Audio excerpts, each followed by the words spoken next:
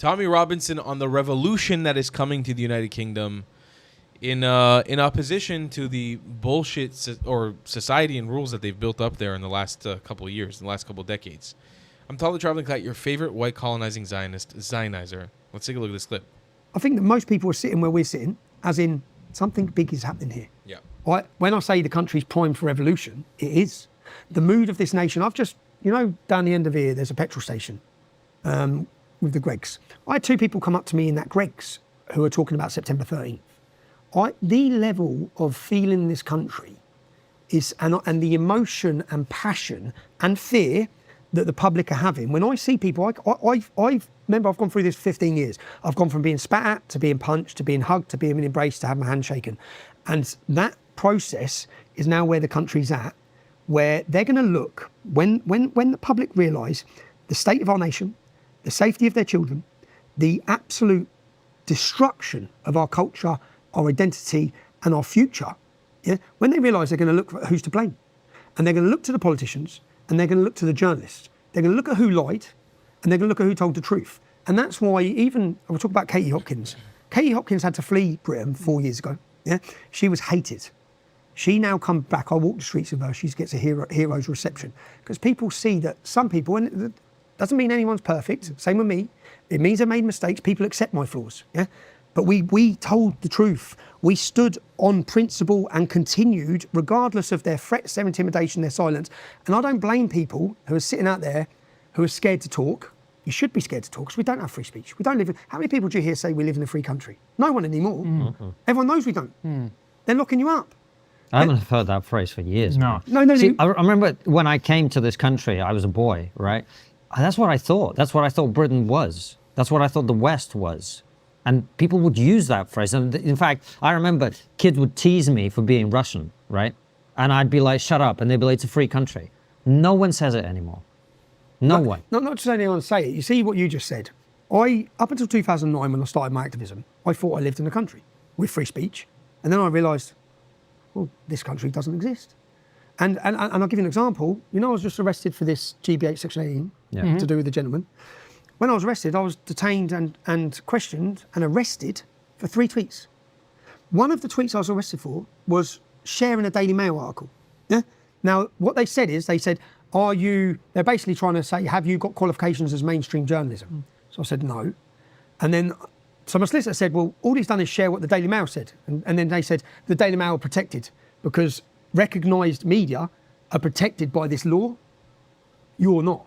So it's like, well, I've shared something that's factual from the Daily Mail, but you're going to arrest me for it. And they arrested me for that, and also sharing a Palestinian flag that said Hamas, Palestine, Islam. And I shared it and just said this. I've been arrested for that. We don't live in a free country. Now, I wouldn't mind, but they weren't arresting people for calling for jihad. This two-tier level of policing, they're not arresting. It's like hate speech laws are not there to prevent hate. They're there to shut us up. And one level's being shut up, and the other level get amplified opportunity to promote their hate and intolerance. If they want to implement real hate speech laws, this would be banned. The Quran would be banned tomorrow, because there's 100 verses in here that call for violence. Lots of books will be banned. You can buy Mein Kampf. But that's banned. No, okay, you can buy Mein Kampf. I thought you were going to pull it out there, Tommy. No, you can buy Mein Kampf, but these 3 books are banned by Amazon. Yeah, this is just my life story. This is not my opinion. This is the Quran, and what this Quran does. Do you know the term Islam is the religion of peace? I have heard that. Yes. But no one had ever said it until George W. Bush. We sat for months trying to find, historically, figures, military, religious, political, that ever said Islam was religion of peace. And all you'll find is Islamic leaders saying, no, it's a war manual. It's warrior manual, yeah?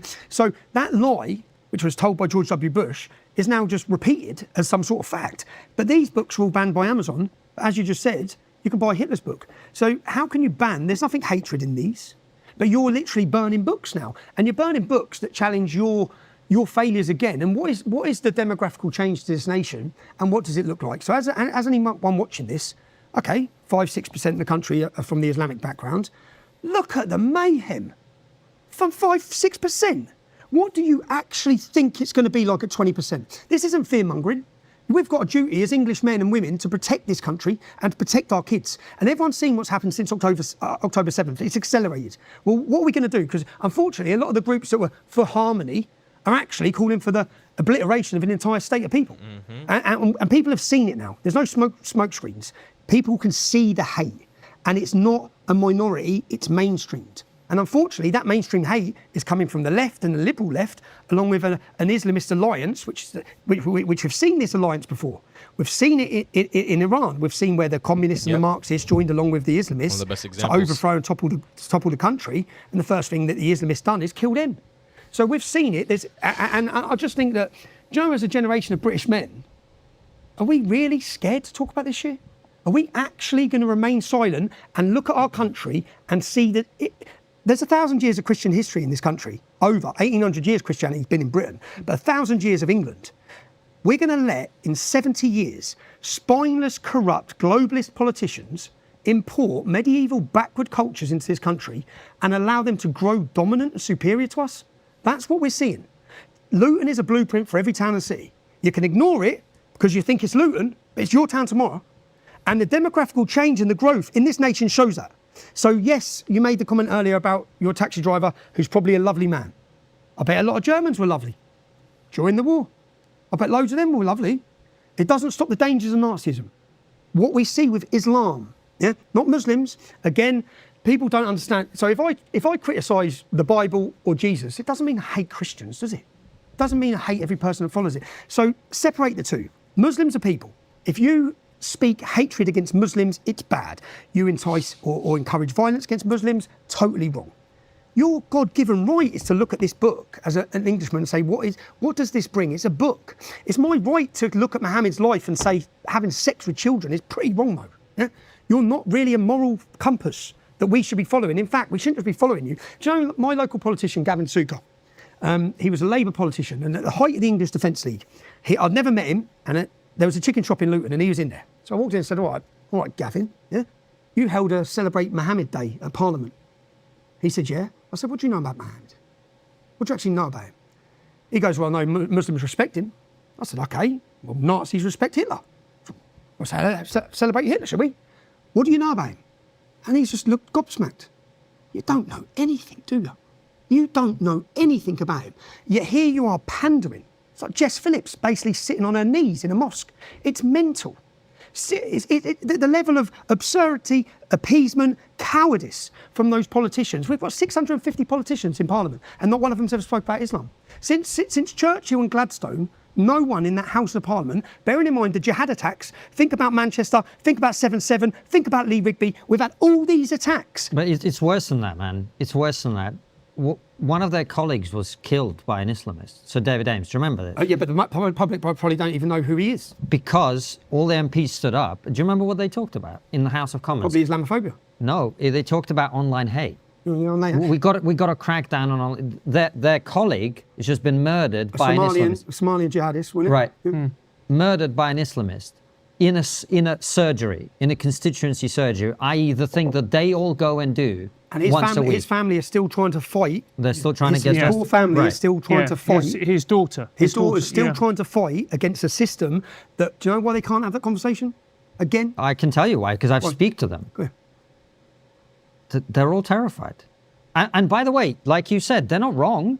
They're not wrong to be terrified. The problem is they're terrified, but we're not anymore.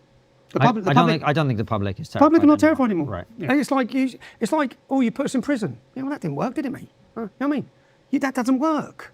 Okay? That doesn't work. And it doesn't work because once there's a reality that the country is at stake, that the entire Christian nation, that the entire population and culture and identity and children's future is at stake, we don't care about you putting us in jail. Yeah? Because, this is an argument I had with my ex-wife so many times. Yeah? She's like, just shut up. What about the kids? I said, this ain't about the kids. What about their kids? I mean, it is about the kids. But it is. But what I mean is, she's like, just shut up to make sure our kids have a say. I said, okay, but what about when they have kids? Yeah. Yeah? And they're a minority. I know what it's like to be a minority in Islam. I've seen it my whole life. I know what it's like. Go ask the Christians in Afghanistan. Go ask the Christians in Iraq. Go ask them in Syria right now. Go and ask the Druze. Go and ask them what's happening. You can't, because shout out. And they're all dead or getting killed. Shout out to Tommy for propagating the Druze, the plight of the Druze people. Man, honestly, if people keep telling me I need to hate on Tommy, I'm gaining more and more respect for the guy every time I hear him speak with such nuance. Everyone keeps telling me I need to hate him. He's a terrible person. It's just not true. It's just not true. The guy is speaking with such levels of nuance and knowledge on the Middle East. Like, man, the fact right there at the end when he was bringing up all the ethnic minorities in the Middle East that are suffering at the hands of Islam, that's what I bring up every fucking day when I come on here. That's what I talk about every day. I'm proud of him for coming on into such a big platform like Trigonometry to talk about. That's incredible. That he should be so proud of himself. That's amazing, man. Like, I love to see other people who are not involved, who are not Middle Eastern, bringing up the plight of other Middle Easterners in the Middle East. It's really, really, really, really important. It's really important. He knows what it's like to be a minority in Islam. That is probably the biggest thing you need to take away from this video. He knows what that looks like. I know what that looks like. Not because I grew up as a minority in an Islamic country, but I've traveled and I know what my grandparents went through as minorities in a Muslim country. I know how they were treated. I know how they ended up here. And I know what it's like to travel in their areas. It's not freedom. It is the exact opposite of freedom. Now, are Muslim countries, some of them reforming? Yes, like Saudi, like the UAE. Are there other Muslim countries like Albania, like Bosnia? And there's others, a handful that I'm blanking out on, that have reformed already. And you can live, like Azerbaijan, that you can live, Kosovo, you can live freely under. Yes. It's not perfect, but yes. It needs reform. And you need to be able to talk about it. If you can't talk, he's absolutely correct. If you're just going to throw everybody in jail, and here's the thing, here's the difference. If you run it like the Ayatollahs, right? If you run it like Iran, like the IRGC, and you toss people in jail and you kill them for opposing your perspective, then yes, you can actually get people to shut up. But the thing is, in the UK, you're not doing either or. You're not shutting anybody up all the way, and you're not letting anybody speak all the way. So what you're doing is you're just letting it fester. If you were an actual dictatorship, you're acting like a full dictatorship, Tommy's ideas would have been gone a long time ago. But you didn't do that. You let them fester. And that's the right thing to do, by the way, because he's using his freedom of speech. But now you've started something that can't be stopped. And unfortunately, because of your mismanagement, instead of taking action at people's concerns, at the fear of being called a racist, or at the fear of being seen as somebody who's like subjugating others, instead of actually stepping up to the plate and saying, you know what, we fucked up. We fucked up big time. We should try to change this as the government of these people. Now you reap what you sow. Now you're gonna see the consequences of those actions, and I foresee it being very ugly before it gets pretty. I don't think that it'll be very pretty at first. I think it'll be very ugly before it gets pretty. But who knows? I'll see you guys in the next one. I love you long time. Goodbye, Klats. If you believe in my content and want to support me, just know your help is needed. There's a bunch of great ways to support me, being PayPal, Buy Me a Coffee, or joining my Patreon community down below. Patreon is the best way to support my channel, and you'll get a bunch of cool perks depending on what tier you join. Another great way to support me is by buying my merchandise on thetravelingclat.com. I regularly drop new merch designs like this beautiful hat, or this amazing shirt, where you can support the channel and get something cool for yourself. I also have an amazing Discord community with people from all over the world. Thank you so much for your support.